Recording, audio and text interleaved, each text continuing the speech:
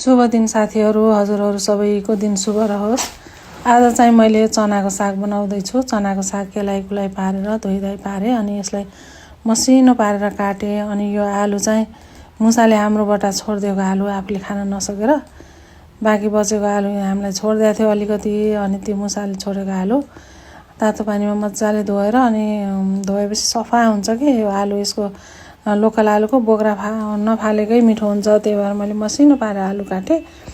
त्यस पछाडि अलिकति तेल हालेर मेथी फुराएँ। त्यसपछि अलिकति ज्वानो, त्यस पछाडि थोरै लसुन खुर्सानी पड्काएर अनि मैले आज यसरी बनाउँदैछु साथीहरू। यो यसरी बनाएको साग पनि असाध्यै मिठो हुन्छ कि। अनि आलुलाई मजाले भुट्ने, आलु भुटिसक्यो पाकिसक्यो भने बल्ल साग राख्ने। सागलाई चाहिँ धेरै बेर पकाउनु पर्दैन, हजुरहरूलाई थाहै छ।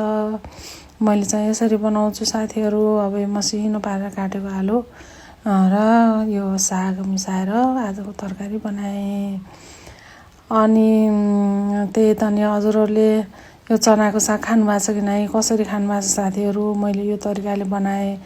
अरू तरिकाहरू पनि छ होला चनाको साग बनाउने, मलाई पनि कमेन्टमा भन्नु न है, मैले पनि ट्राई गर्छु। अनि त्यो हजुरहरूले बनाएको तरिका ट्राई गर्छु। मलाई फेरि नयाँ नयाँ चिज ट्राई गर्न असाध्यै मन लाग्छ के। अनि हजुरहरूले के को तरकारी खानुभयो आज?